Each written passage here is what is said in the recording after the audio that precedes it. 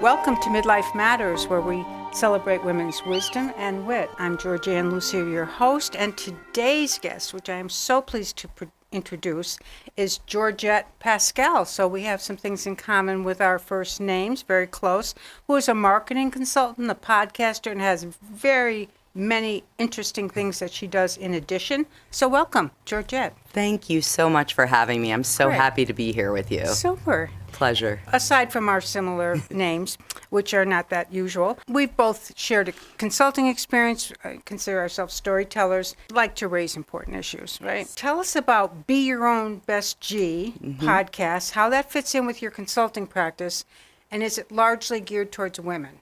I love the question. Okay. And so I created this brand, Be Your Own G, about 3 years ago. I sold my company about 5 years ago.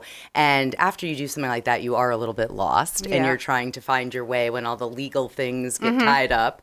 So I thought, what can I do? And I've always done things a little bit differently, as you and I have discussed. And I like to celebrate people who don't take the road that's always traveled. So I thought be your own G, meaning have your own back, do things in your own way, creatively, however it comes to you. And that's how the brand came to be. So Be Your Own G consists of my podcast, also speaking opportunities. So if someone wants me to come speak on anything from building a company culture to legacy over currency and what that means after selling a business. I love doing things like that, as well as the business and marketing consulting. So if anyone needs kind of a fractional CMO or someone to just, bounce some ideas off of, that's what it entails. So I really loved the name and what it, emphasizes. And yes, I interview a lot of women. I love working with women. That's not to say I don't interview men, because I do. Yeah. But I do have a special place in my heart for people who have helped me, especially women along the way. Okay. And how often does your podcast produce?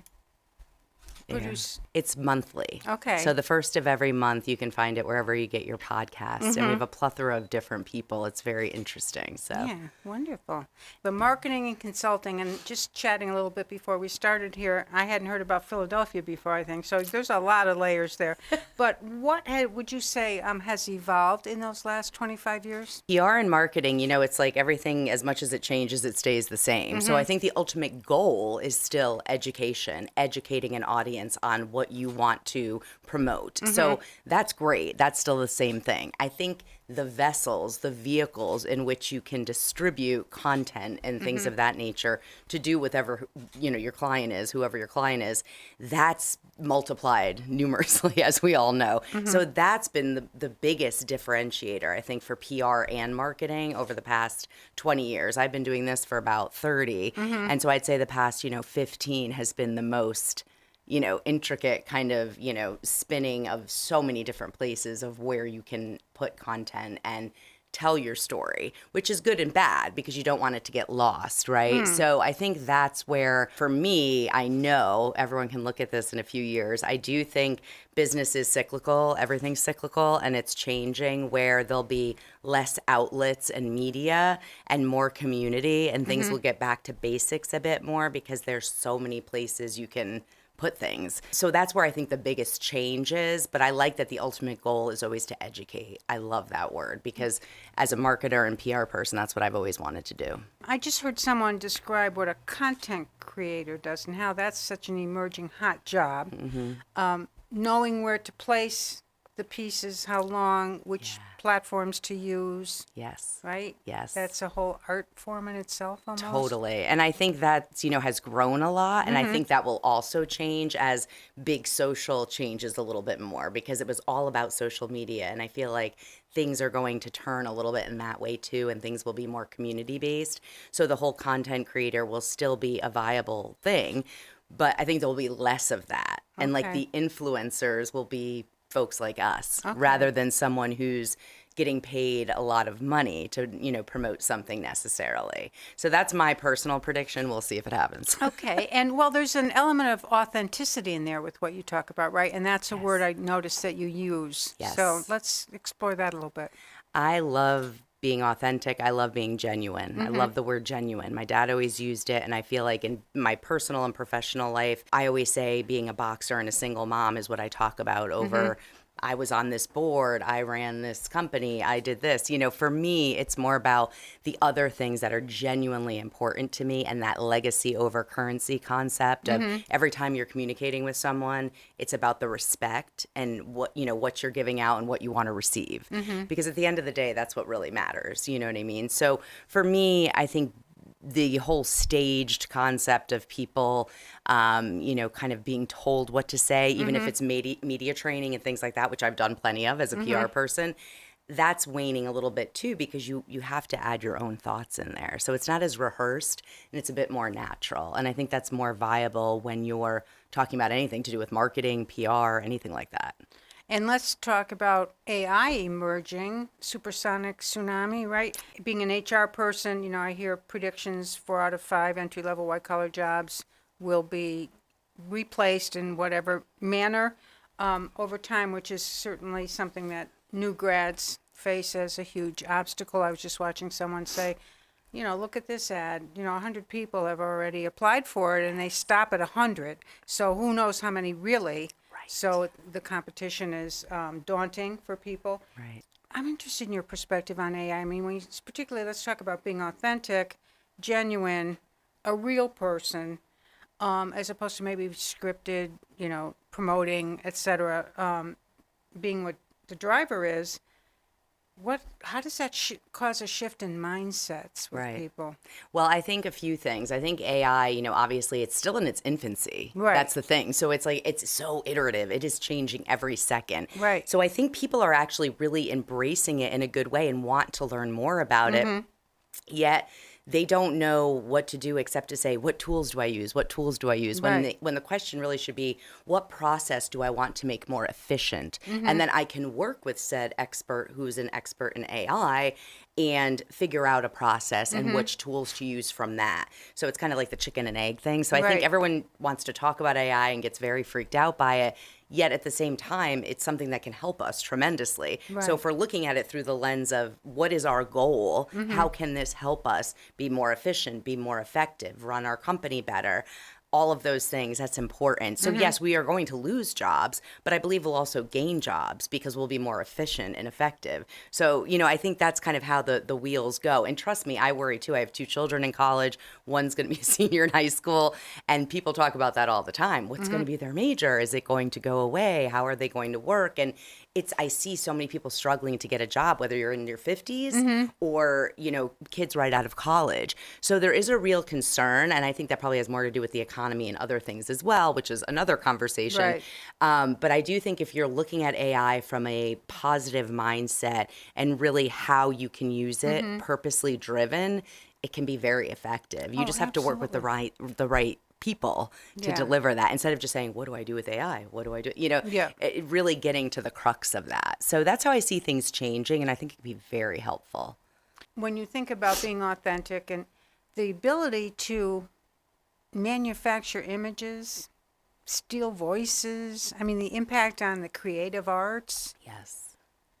that's enormous. I mean, will we all get more used to watching graphic type movies? And the licensing or permissions of using original work, original authentic work, Yes. and then overlaying it perhaps on some other vehicle or using some technique. So, Yes. yeah. You have to do your research. It's scary, and it's going to be hard to decipher certain things for sure. But I do think, as my friend always says, we're human beings, not doing. So we still need that kind of authentic, genuine touch, communication. I think the nice thing is AI can help the efficiency, but the community-driven aspect, which we're going to turn back to a bit, less online, less scrolling, doing more in-person events, which has gone by the wayside, even pre-pandemic, but that really shot that down a lot.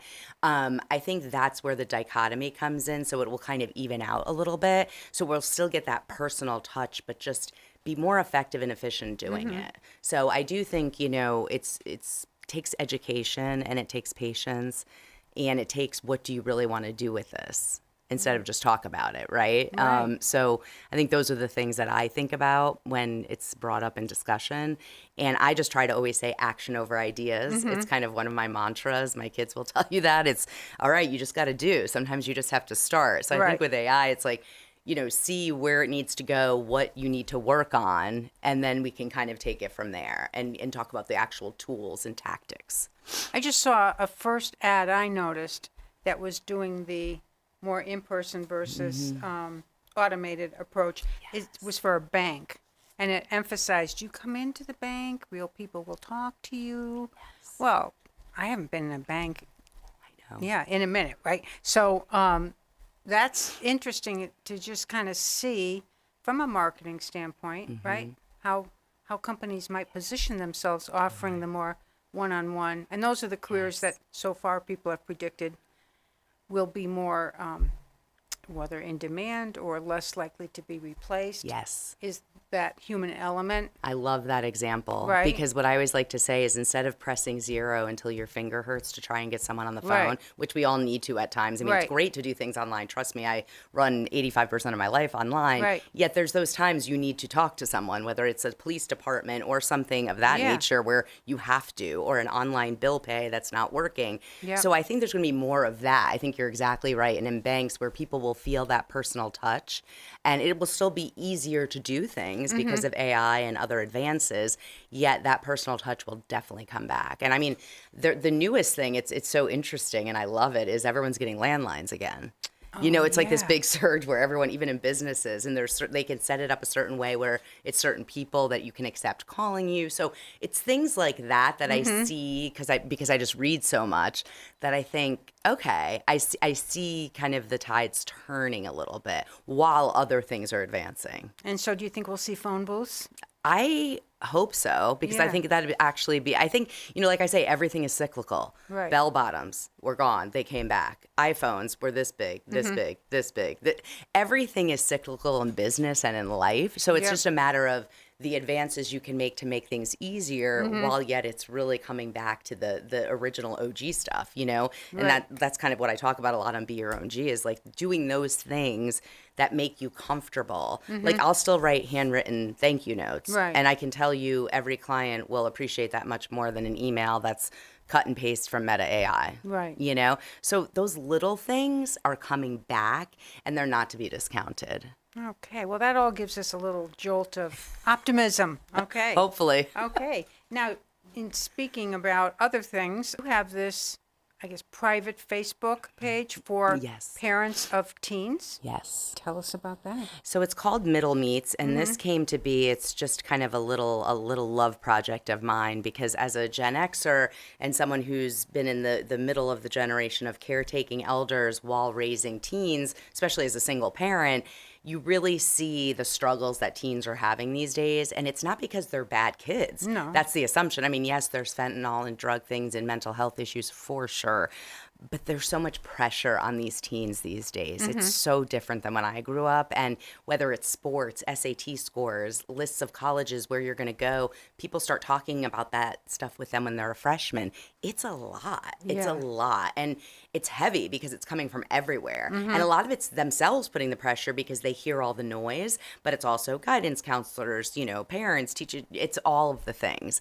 So I thought, people are struggling and parents are struggling because they don't have tools to communicate better and understand their children. So on a whim, one night I said, ooh, middle meets, meet in the middle. This is kind of the middle generation. And I play on words, and I talked to a few friends, and immediately I had moms and dads join it. And I post things from funny memes about having teenagers. I have a bunch of therapists on to talk about the latest and, the struggles that people are facing and where they can go for more help. Post-college, talks and programming. If someone, wants to do a trade and doesn't want to go to school. So we talk about all the things, but plus we have fun. And I get DMs all the time requesting information and saying, thanks for seeing me. It's really hard to take care of my mom who's in a nursing home and then raise my kids who have so much on their plate. It's hard to watch, and we're trying to help them better. So it's been a little love project, and it's been really nice. Several people in there, have come to me when their children have, everything as serious as tried to commit suicide, and said, thank you for having this group where I feel like I can share, and I can have a network of therapists that I know I can go to and learn from. So It's really great, and it's fun, and we just have a good time too. I have happy hours at my house where, I invite everyone over, everyone's welcome. And so it's just a community. Again, getting back to community, my whole life and everything I've done has been about community, not really about PR marketing, but just bringing people together, which is the ultimate goal. So Middle Meets has been a lot of fun. I like it. Well, it seems like a great go-to for people that are dealing with young people who have an awful lot going for them in our society, but also, as you say, that can be heavy. It can be heavy. Yeah. A lot of pressure, and know that they need to have fun as well and enjoy the time. Do you notice any trends, particularly about young women versus, a teenage girl versus boys? It's interesting. parents? I have 2 girls and a boy, so I Okay. can speak from my own experience as well as what I see on Middle Meets. And to be honest, I think a lot of things have a lot of symmetry between both. It used to be eating disorders were more for young women. That's Right. not true anymore. It used to be sports were, the thing that young men had to do, but now it's the same for women, right? So I feel like there's a lot of things that are similar. I just think overall, intrinsically, young women are different than young men and worry about different things and maybe their appearance and things a little bit more as it was in the 60s, 70s, every decade. So I think those things have kind of stayed the same. They're just a bit more amplified because social media has really been horrible in a lot of ways for them. And that's not good or healthy. So that's something I had conversations with my kids about years before they were on it, But I'd say, overall, social media is really the thing they all struggle with, whether it's male or female. The idea, when we talk about moving more towards community-based, face-to-face, whether it's a landline, being actually out and about, it does seem that many people are talking about young people not having the skills, confidence to go and do that face-to-face. Totally. That's like a pattern, right? Oh, it's so sad. And that's why it's like my kids are like, we're shy, we can't help it, you're very outgoing. I said, no, that's just the way you have to do business. You need to know how to go and introduce yourself to someone. And I did little things like making them order at restaurants from the time they were a young age, just so they could look someone in the eye and understand and have a conversation. But you're exactly right. And that's what I tell them. I said, that's what's going to set you apart going forward, whether it's a job interview, whether it's my daughter joining a sorority and getting interviewed for that. My son is getting recruited from places because he's an athlete. Learning that is really good, and watching people film him and having to speak. So those types of things I would always encourage anyone who's listening, because they might seem small or they may not talk a lot in front of you because you're their parent and, of course you're uncool. But at the same time, those little things can add up because, yes, no one's having conversations. They're even emailing their teachers. They don't even really talk to their teachers. Yeah. So like grades, everything's online. So there's really not a ton of interaction. So any of the activities, sports, athletics, theater, support groups, clubs that they have in school, all of that is great because it forces the kids to kind of slow down and actually have a conversation, which is imperative and not done enough with the youth. Okay, and that's sure. one mom to another. I could see if you are, we talked about, different personality types. If you are really comfortable in that space of being very outgoing, and if you have a child who's not naturally, that's not their preference, and they're probably like, Mom. I know. Yeah. They're always like, oh, come on. Come on. But then it's funny. Now they're changing and they are getting their voices more. So it's like it's never intended to overpower them. It's kind of to inspire them and say, if we're on vacation or something, the 4 of us, we're like a little puzzle, know, so we're very tight knit. So they'll see something or I'll be like, Mom, don't speak up. And then, oh, I'm glad you spoke up to that hotel who messed up our reservations. So I think it's like doing it the right way that's natural to you without forcing. I don't force anything. I just want them to be able to listen and see. And I think, whatever they do with it, they do with it. And speaking of caregiving, you've had some experience with that with the older generation. And I certainly believe that humor is essential, and it's so easy to lose it when you're dealing with doctor's appointments and conflicting information, and it's hard. And there's some of the sorrow of seeing someone to somewhat of a diminished sense of themselves. It's tough. And I had 2 uncles who simultaneously were very ill, and I had to pretty much take care of them, coordinating their doctors. They were in the Yeah. hospital, so it was a little tricky trying to get all the physicians and everything to talk. And as a communications person, I thought, wow, I worked in healthcare. That was my company. It was, healthcare marketing agency. Okay. And so I thought I knew more, and then Right. come to find out I don't know a lot about healthcare when it comes to things like that, because the lack of communication and trust and just the way things are handled is so insanely, underwhelming. When you're watching someone die, you want answers, you want things. So I think for me, it was a real big eye opener to just how things are run. And it's no one's fault. It's just the Right. way things are with healthcare. That made me sad because, you're trying to get answers for someone and you're watching them, wither away. It's tough. It taught me a lot about being strong, but also laughing. Like one of my Yeah. uncles, we would just laugh for, sure, I'd come in there and tell him all about my son playing basketball. Like that was his big dream. Like I want to see him play ball in high school, and he never got to do it, but I would show him videos. I would, keeping the humor, keeping the fun. Yeah. You have to do that because people that are that ill and you're watching them, it's really tough. And it's also really hard to wrap up people's lives when you don't know what you're doing and you've never done it before. Sure. And you're just thinking, oh, wow, I'm getting all these calls from banks and this and Social Security. It's very overwhelming. And I think that's another thing we talk about a lot in Middle Meets. And I think there's so many resources for caregivers these days, which is wonderful because caregivers, it's a very thankless job Yeah. and it's really hard, and physically, mentally, emotionally, it's tough. So I definitely learned a lot, and, hope I don't have to do it too much more in the future, but you never know.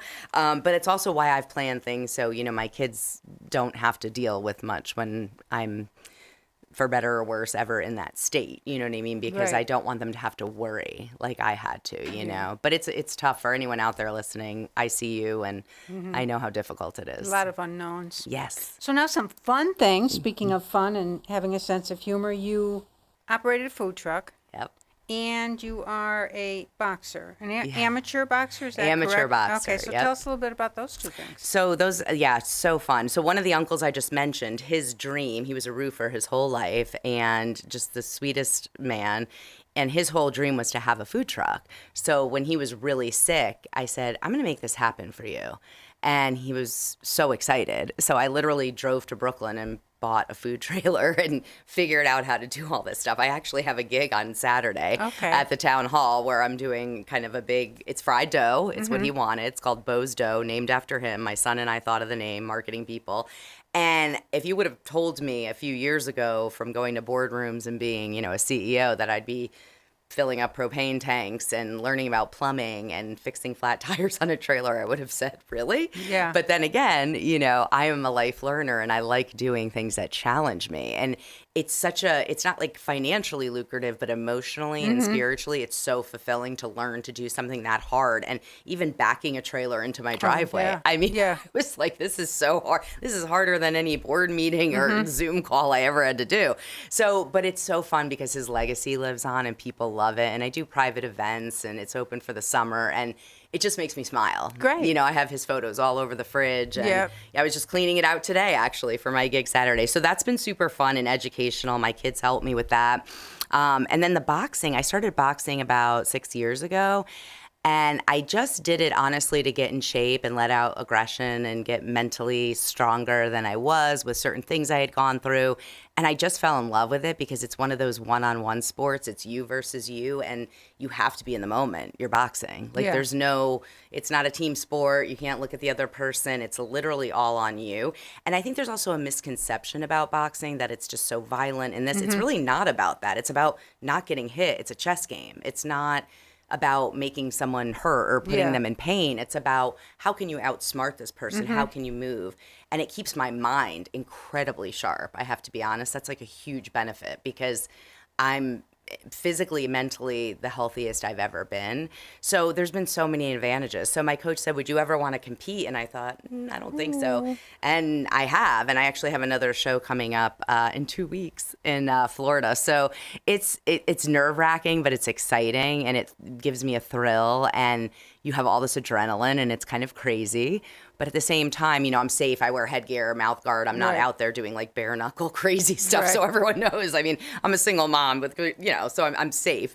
But it just brings me so much joy. And I think the sport is just so interesting to watch. And it's something you can't perfect either. Boxing is like, I mean, you don't know what you're going to get when you walk in there. It's just like life. You walk through the ropes and you really don't know what your opponent's going to do. Like so it's interesting. The last opponent I had, she was almost a foot taller than me. Ooh. So I walked in and just thought, wow. Yeah. And then I thought, okay. I mean, I lost, but I was so proud of myself for sticking it out and showing my kids that when I was done, Yeah. So just 2 random things that bring me joy, but also challenge me. Mm-hmm. I never want to rest on my laurels, you know what I mean? So I want to be challenged, but also have fun. And both those things, a food truck and boxing provide that for me. Wonderful. So whatever sets your heart on fire, right? Yeah. Life's too short. Yeah. Well, and you get inspired from all different sources, right? Definitely. And then talk a little bit about the cheerleaders in your life who helps you as well as your own self-motivation and initiative, etc. People like you, honestly. No, but random people I meet, I find that the biggest cheerleaders in your life, I wish I knew this a long time ago, are normally people you don't know that come into your life, or mentors, or random people you meet on the bus, or just someone who gives you this inspiration, rather than, sometimes we expect the people in our lives to be those people and they're not. Yep. And then we get really upset about it. And it's like managing those expectations and welcoming the kind of sudden joy you get from random people. I mean, I can't tell you, my mailman, I talk to him every day. We're literally like best friends. He just is so smart. We have these great conversations and it's wonderful. So I think it's the unexpected and the people that come into your life. I travel a lot, people I meet on planes that will say something so wise and I remember them for years or we'll keep in touch.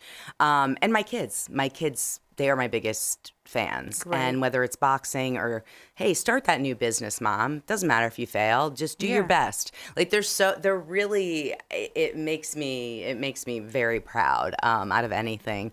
Any accolade they could do. It's just the fact that they support each other and support me. And then the unexpected folks, I think those are the people to look out for. Let's talk about reflections. And you've weaved that in a little bit with your comments. Advice you'd give your younger self. You can pick whatever age. Oh, gosh. You know what I would say? I've loved everything I've done. I have no regrets. I will say, though, I wish I focused more on myself and was a little more selfish for me. I'm starting to be now in my 50s, but I feel like that's not something I was very good at. And I was always just overly generous to everyone else. Okay. And I never want to lose that about myself. Yet at the same time, I wish I was a little more selfish. Like my boxing coach always says, be more selfish. Do this with your time. Yeah. You're good at this. Do this. Like treat yourself to this. And that's a tough love way to hear something that's not physical, but just mental. And so I would say, it's great to be a giver. It's also okay to be a giver to yourself. And it's taken me a long time to realize that. But now I'm getting there. Wonderful. We're a work in progress. Oh, absolutely. And so do you have a favorite quote or saying? Oh, my dad, rest in peace. He always used to say, Pumpkin. He called me Pumpkin. He'd say, make every day a masterpiece, whatever you do. And that's what I live by daily. Like it's, things are always going to be up and down. Life can't be great all the time. Right. So what are you going to do with it? And that's what he'd say to me. So make every day a masterpiece the best you can. Thank you so much. Thank you. Thank you for joining us. This is Georgette Lucier with MidLIFE Matters. And please tune in to hear other fascinating women on future episodes.